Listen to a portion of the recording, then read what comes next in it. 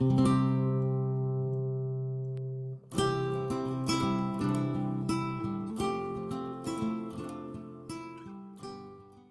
me recap the basic philosophy of molecular politics, and I've been presenting this on TV. I've made 5 shows so far. I put 1 on the internet.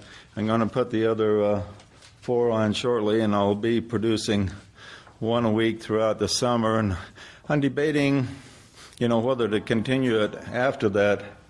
It doesn't get a lot of exposure on community TV, but we'll see how much exposure I get on the internet.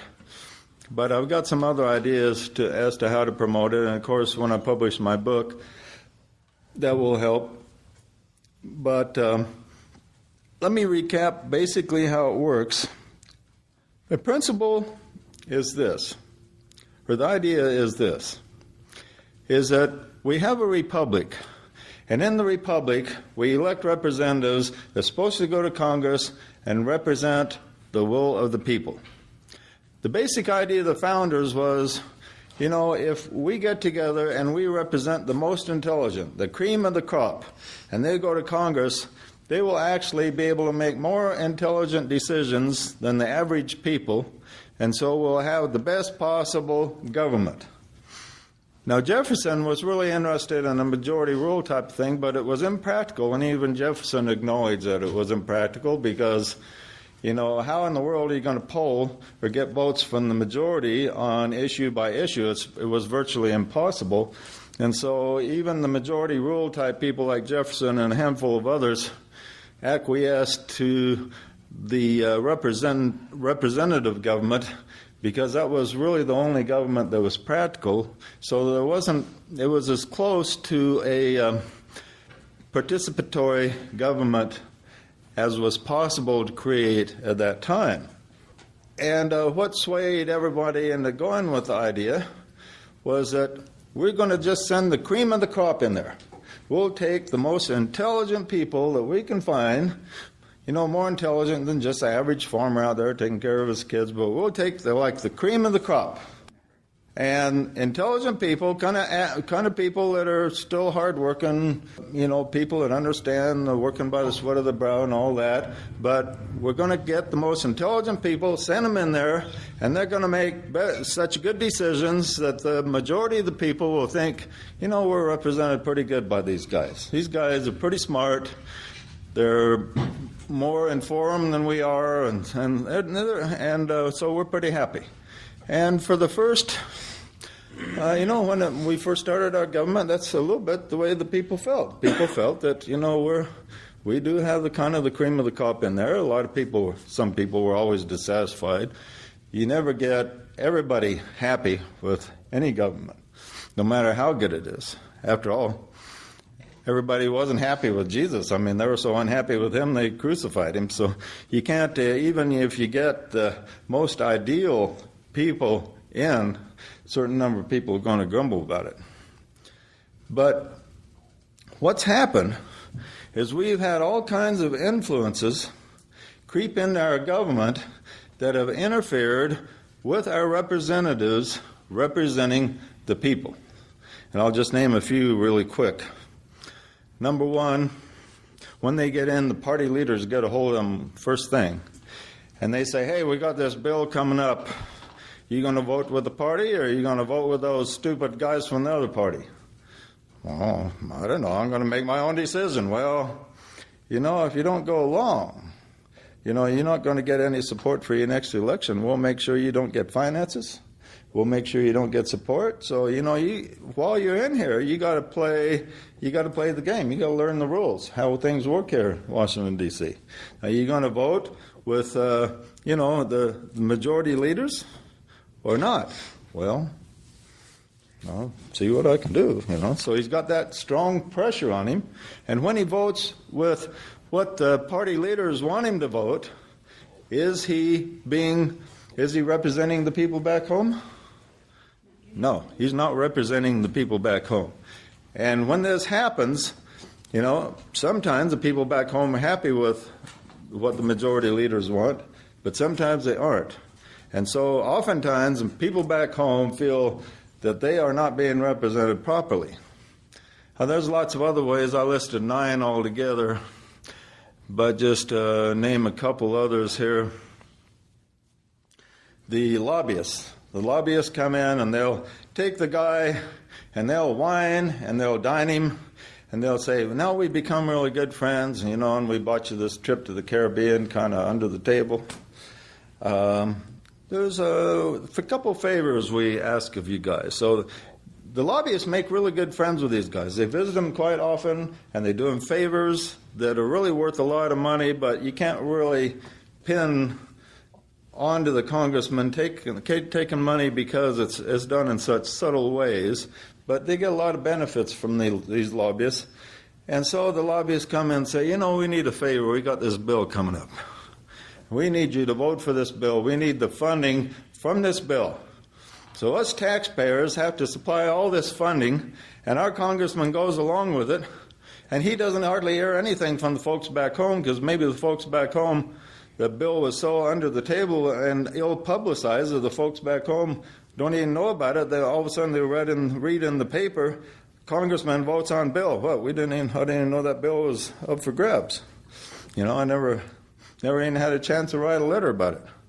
So is that representing the will of the people? No, not representing the will of the people at all. Nothing like the founders had in mind. Often they'll trade votes. Congressman from Pennsylvania comes to a congressman from Idaho and says, you know, I need this funding to restore Niagara Falls to its original state or something. And the guy from Idaho says, well, yeah, I need this funding to save some salmon in Idaho. I tell you what, I'll vote for your project and you vote for mine, and both of the projects cost a bundle of money. So us taxpayers are spending a bundle of money in Niagara Falls and the salmon in Idaho, and maybe both of them are completely unnecessary, who knows, but both the bills go through because these congressmen traded votes. You scratch my back, I'll scratch yours. Are we being represented? No, we're not being represented at all. Another interesting way that we're not represented is we've talked a lot about thought forms. Another thing, thought forms surface in Congress through what I call Washington group think, which is basically people go to Washington and they tune into a thought form. You ever notice we'll often send a guy to Congress and we think, boy, this is a new type of politician. He seemed like a great guy. He acts like he's really going to listen to us. I really like this guy. We send him to Congress, and then about 6 months later, he's just like everybody else. We think, boy, what happened to this guy? Did we misunderstand him? We thought we voted for just a regular guy like us, and now he gets there, he's not like us at all, he's like them. What happened? What happened is this. One of the basic desires of all people is everybody wants to be liked and loved by people that surround them. Now, when the guy goes to Congress, maybe we liked and loved him when we first elected him, but when he's in Washington, he's a long way from us. And who are the people that determine whether or not he's liked and loved? It's not us, but it's people in Washington. And Washington has a certain type of group energy. And there are certain things that they show whether or not you're accepted. Like, do you get invited to the right parties? Do you get favorable notations by the Washington Post, by the New York Times? Do you get favorable comments from the media, from ABC, NBC, MSNBC, all these different news media? Do you get favorable comments from these guys? Do they like you? And so our Congress people get there, and they find out that if they vote according to the will of people, that everybody in Washington just hates their guts. They're like a pariah there. Everybody just can't stand them. And pretty soon, if you're around people that you just feel hate and loathing from for so long, you think, man, I don't like this. So maybe I maybe I better rethink maybe I'm a little bit wrong on this, maybe I'm just not seeing correctly. So he begins to tune in to the Washington thought form, which is very much different than anything in flyover country. The flyover country people think totally different than the people in Washington, D.C. Yet, once the guy gets submerged in the Washington, D.C. thought form, that flyover people are not even in his consciousness anymore. Who's in his consciousness are the people there that will invite him to parties, that will write about him, that will praise him, and the fellow colleagues also. If he votes contrary to the establishment there, his colleagues won't like him either. Maybe not his own party will like him if he votes according to the will of the people. A CBS poll a few weeks ago had the approval rate of Congress by what? Does anyone guess what it was? No, that CBS is establishment media. It's not fringe. 30-something%? No. Go lower. 22. Lower. 15, I think. Really? 15. 15%. That makes George Bush look like Mr. Rogers, doesn't it? Or Santa Claus or somebody real popular. So George Bush at his lowest was around 33 or something like that, or somewhere in the 30s. Yet Congress was 15%. But when you're there, you're not thinking of that. You're thinking of, well, you're spending all your time with your colleagues and the people there. What matters to the Congress people when they're there is, well, what do the people I'm working with think about me? And if they don't like you, they're the ones that you get the feedback from more than the folks back home. You may get a few nasty letters, but then you go to work and your colleagues say, how are you going to vote on this bill? Well, I'm going to vote this way. Well, what's your problem? Well, maybe I won't vote that way, So he thinks, I want to be liked by my friends in office, by the media, by those people there. And so he puts up with that 15% rating so that he can be liked. When he goes to work, people will say, hi there, you're a nice guy, Want to go to the party tonight? And whether he goes to the party or not, just the fact that he's invited makes him feel loved and wanted there. So the politician has to be able to overcome this groupthink. So we have, I won't go through all of them, but there's 9 of them all together. 9 different powerful influences on our Congress people that take them away from the will of the people. And what I've determined when I looked at the situation is that even though the will of the majority of the people is far from perfect, it's about 10 times better than what we're getting in Congress now, because they are not following the will of the people, they're following a fringe will. Both parties have been following a fringe will for some time, and the will of the people would be far superior to the will of Congress in its present situation. So by switching over to the people taking charge and expressing their will and forcing our Congress people to follow the will of the people, we can put the nation back on track to healing. After all, the average people, when they understand that they can't live on credit cards. They understand that if somebody gives them an unlimited credit card, they can just go out and spend unlimited money if they have to pay it back. Now, Congress borrows money knowing we have to pay it back, but they act like it's unlimited. They act like, well, that's all right because, we don't have to worry about it the next few months at least, or the next year. So, we'll just go with it. And so, I used to think that the Democrats hated George Bush so much was because he spent so much money that when the Democrats got in office, they wouldn't have any money to spend. And I think there's a lot of truth to that. They say they hated Bush because of the war and because Bush lied and Bush did all these things and Cheney was Darth Vader. But I really think that the real reason they hated Bush was that Bush spent so much money that they thought there wouldn't be any left for them, but I didn't plan on Obama getting in and having the creative chutzpah to borrow unlimited sums and put us under the tremendous risk he's putting under to spend us more trillions in debt. So much in debt that the interest on our national debt could wind up being our biggest payment one of these first years. So I didn't think I thought when they got in office they'd look at the books and think, well, Bush spent so much money there's no money left. Well, boy was I wrong. They found all kinds of money to spend.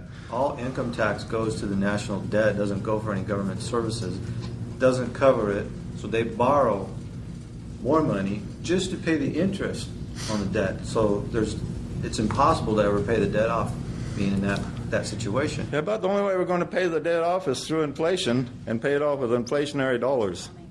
Is about the only way we're going to be able to do it, and that might be a way out, hopefully. Where is the government borrowing money from China? China, We're bond money from everybody we can, including printing up new money. So anyway, my basic idea is this, is we produce co-legislators. A co-legislator is somebody that signs up under a politician to legislate with the politician. Now, to be able to have a co-legislator, we need a politician to cooperate. So we create an organization that finds people to run for office that is willing to cooperate with us.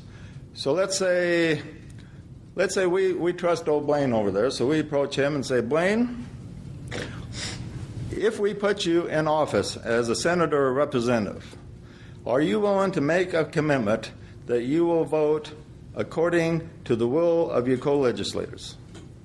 And if Blaine said, no, I can't handle that, I have to vote according to my principles, we can say, okay, well, we'll move on to somebody else. Larry, are you willing to do this? Larry says, no, I'm not willing to do it. Also, if we approach him, he says, no, I'm not a citizen, sorry, but I would be happy to do it. Ren, we approach Ren, and he says, yeah, I'll do it, what the heck. Pays good, pays better than being a bus driver. So, are you still a bus driver? Okay, he says his pays being better than a bus driver. Heck, I'll do it. What the heck? And so Ren agrees to do it. Now we approach him again. Now you understand it. You're going to have co-legislators, and if you have like 10,000, and 6,000 of them say you vote yes on a bill, it doesn't matter whether you believe in the bill or not. You have to vote yes. Are you willing to do that on every issue? What? No? Okay, well, we move on to somebody else.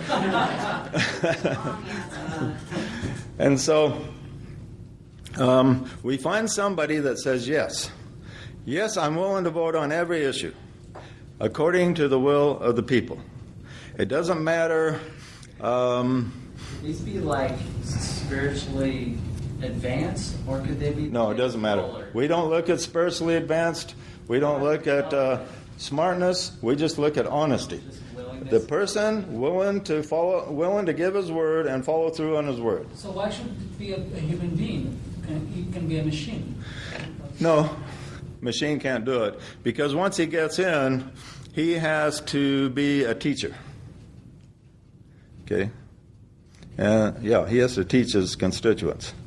Okay, that's his job. His job is to be a manager. His job is not to be a power broker once he gets in. But anyway, we find somebody that says yes. Somebody, reasonably intelligent that says yes. And once he gets in, we tell him his job description.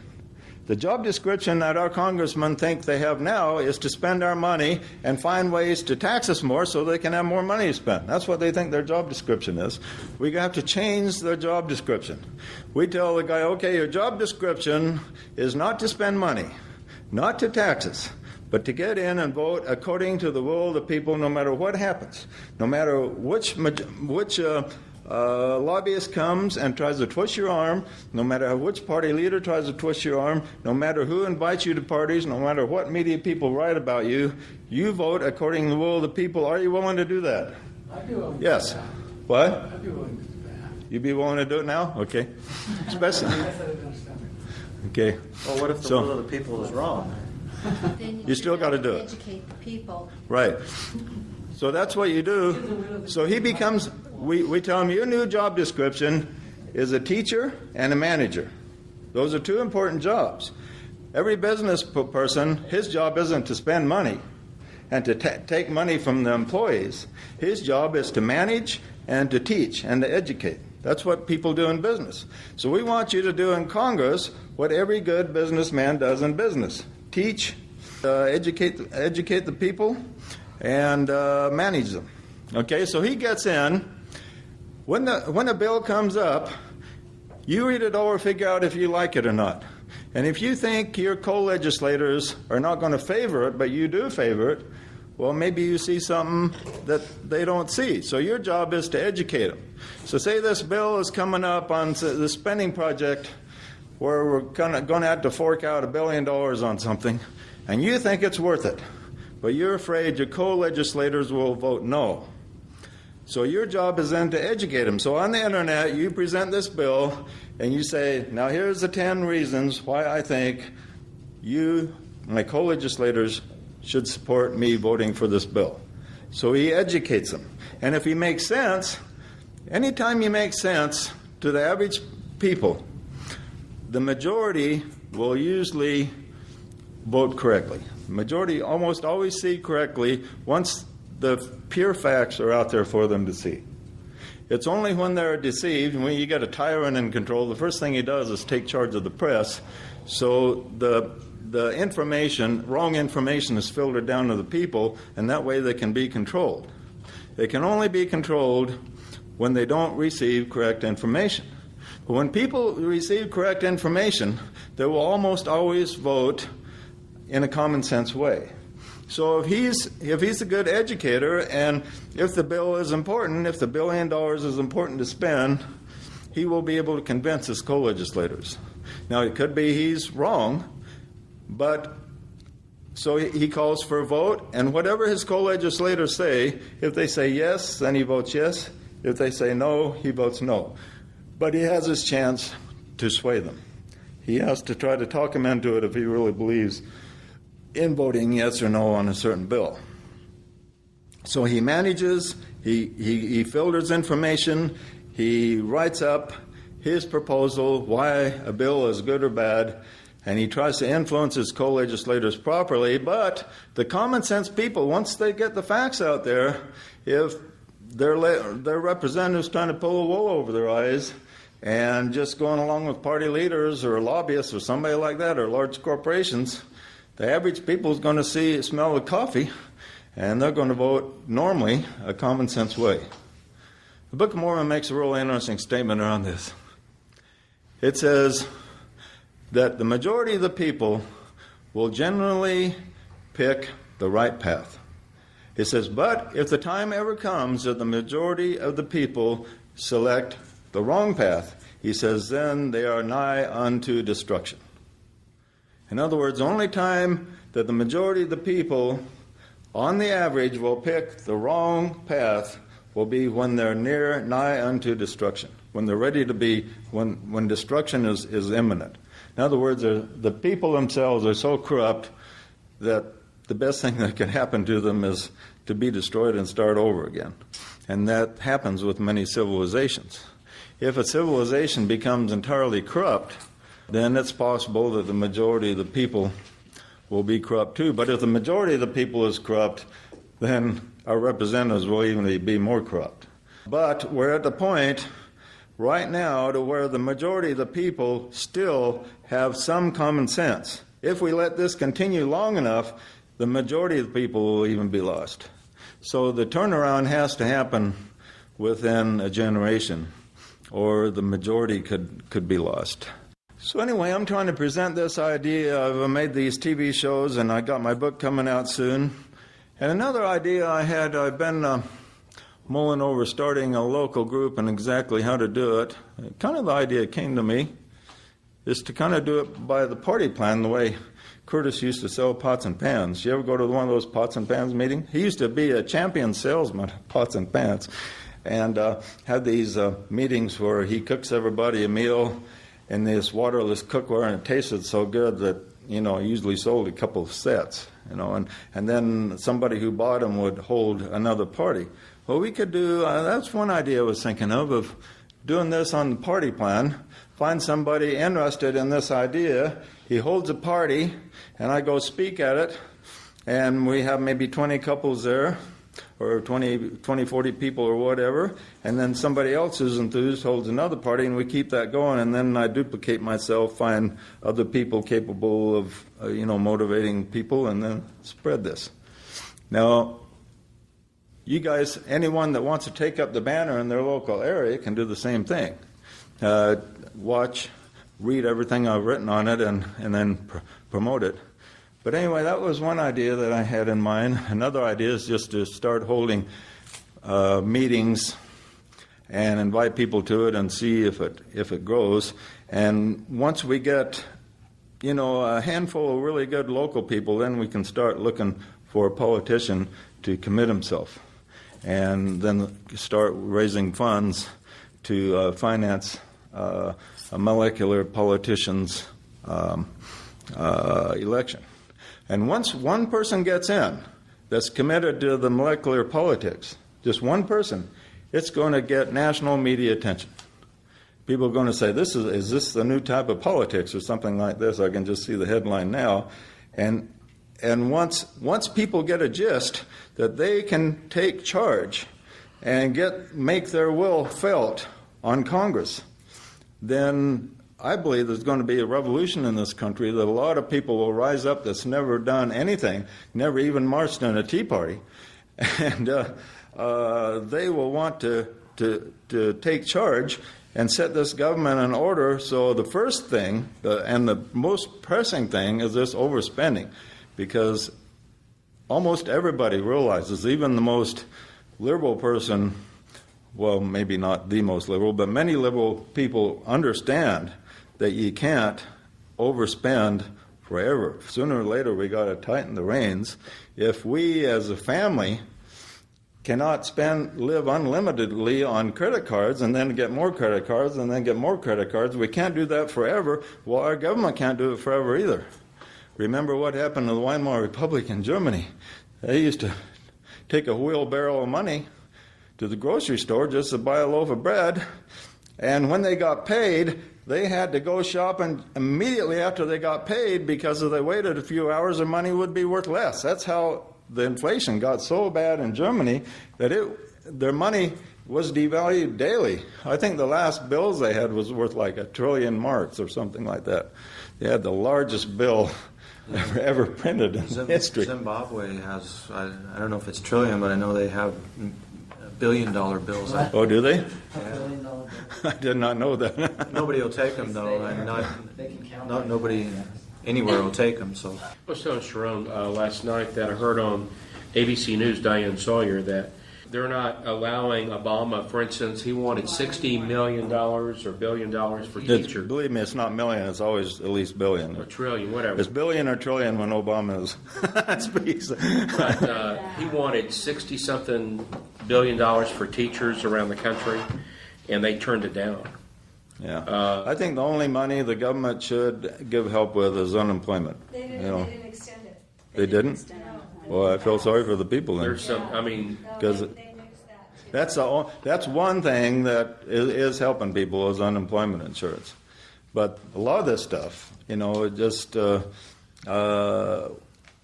insisting that all government employees not sacrifice at all, whereas people getting unemployment and halfway starving to death do have to sacrifice. That's silly,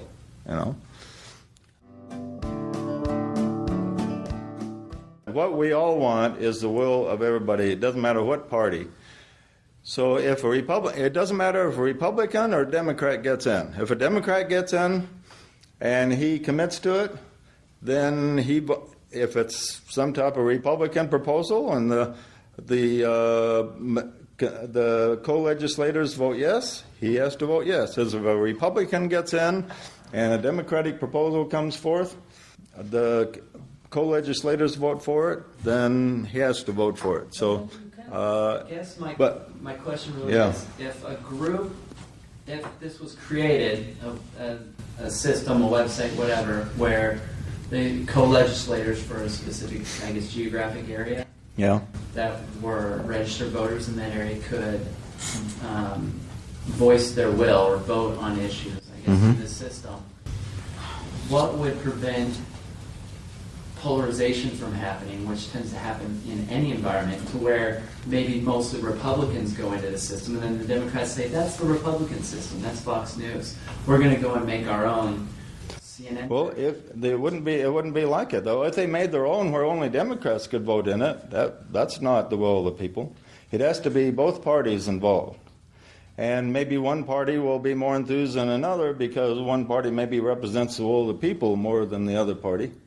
Now, both parties think that they're the ones that represent the will of the people. So if this is implemented, well, we'll find out which party is right, which party really does represent the will of the people. Yeah, Blaine.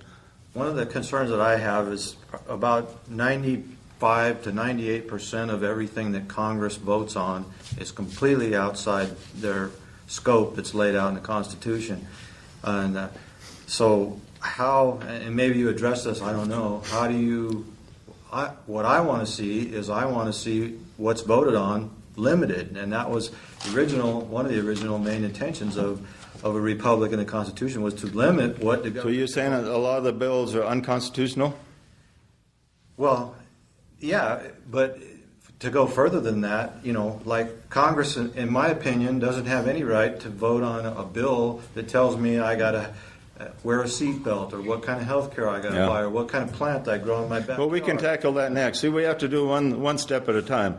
Yeah, I'm just saying, I don't know if you address that or not. Right, and once we're at successful in one step, then we can say, well, what can we do next? And then we'll have a lot more power for the next step once we implement a successful first step. Because I think But the first step, if we can do nothing but get the spending down, that will be a tremendous accomplishment. Because that's one thing the average people understand is we need to limit our spending. We can't overspend if we can just do that and nothing else, then we can survive as a country economically at least, and then we can take a second breath and say, well, what can we work on next?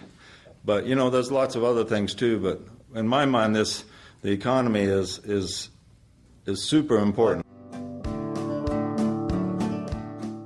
You're saying that the representative works with these co-legislators, which are the people. Right. So why should it be connected to any party? It's not. It's not. It's not. However, everybody's connected to a party now. Eventually the parties would be meaningless if this took off. Because it doesn't matter if you're Democrat or Republican.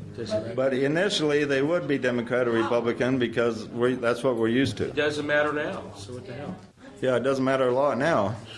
Both parties overspend. Both parties want to spend and tax. two sides of the same So coin. another challenge is, are the people ready for that, to have the power to transfer directly? I think they are, because this shake-up right now of all overspending, the people are beginning to realize we have to do something. That's why the Tea Parties have really taken off, because people are realizing, hey, something's got to happen. We got to stop this One overspending. challenge is the masses are so easily swayed by, all these people voted for Obama, and the masses are just so easily They're only easily swayed when they're not educated. You take the people that are easily swayed, they're people controlled by sound bites. The people who are easily swayed, they're people who get their information from comedians and MTV. But they don't, you talk to them, what? That's a lot of people. Right. In our society. You talk to people like that and you ask them a few questions, they don't know anything. But they need to be educated, and see, that's what our organization will do. We will educate, we'll eventually put ads on TV, we will say, now so-and-so says this, here's the truth. And we will have a Here's the Truth series or whatever to educate the people. Now the trouble is there's a handful of people that are pretty smart, and through the media they tell us some good things, but everybody's preaching to their own choirs. We need to preach to everybody. We need to run ads that reach everybody, and that's the only way to do it. Because everybody has their own niche, from talk radio to the various media to MSNBC to Fox. Everybody has their niche, and everybody's preaching to their own choirs and not influencing strongly outside of their circle. But we need to take the truth and put it on ads that will reach everybody. either ads on the internet or the media, whatever works, experiment with them. And it's going to take money and fundraising, but we can do it. And by reaching everybody, once the people are educated, then the majority will have common sense. And where does the word common sense from? Common sense is sense that is common to the majority of the people. That's why it's called common sense, because it's common to the majority. The majority have common sense if they are properly informed. And the trouble is, the media and the politicians have controlled the people so much that all they know is the sound bites. And we have maybe a 20% of the people that are well informed, 80% controlled by sound bites. That needs to be reversed. 80% well informed, and we don't care what happens to the 20. I think through the internet and through the media, and we can, once the vast majority feels empowered, because right now they feel powerless. They say, you talk to people, they say, oh, it doesn't matter who gets in office. It doesn't matter. I'm not even voting anymore because it doesn't really matter. Now, here's another idea I had. We make a DVD, an educational DVD, given the hardcore facts on different projects and bills and political statements. And then we make millions of copies. And then we have our organization. We don't even have to go to the expense of mailing it, because we assign different people in our organization, different parts of the town, and they go deliver it. Knock on the doors and deliver the DVDs or put them through the mailbox or whatever. Put it on YouTube. And yeah, we put it on YouTube, but if we actually delivered the DVDs to every person living in Boise, can you imagine the effect? Man, the media would be, wow, could you imagine how the major media would come down on that and try to demonize it? And then the people who didn't watch it say, boy, if it's that evil, I got to see it. They'd plug it in. What is this thing? From the devil himself? I got to watch this, man. This would be cool. The problem with that is that people won't watch it. We've tried that.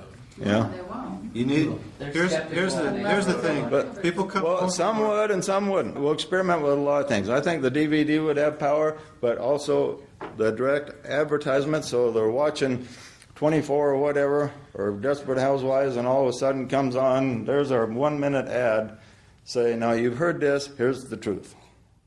Here's the real truth. The first principle to get into people's minds would just be the concept of the will of the people, I would think. 'Cause Yeah, then they'll- right. That's an important concept. If we get that, say, now, you've heard that you're powerless, you're not. There's something you can do, and here's what it is. Once we get some grassroots organizations going, then, we'll start contacting business people for donations, and we'll maybe create a local publication, sell ads in it. And there's a lot of business people would buy ads in a publication that would help pay for itself because of the advertising, and also finance their political thinking. So why wouldn't this start at a very local level and start with the mayor experiment, so to speak? It's not big enough. I mean, it needs to start with the representative on national level. It's not big enough to get people excited. But it has to start with representatives and senators. So this would be Unless you're talking about the mayor of New York or somebody like that. But mayor of Boise isn't enough to get anybody excited. Boise has a mayor? Right. But the state representatives aren't enough to get excited.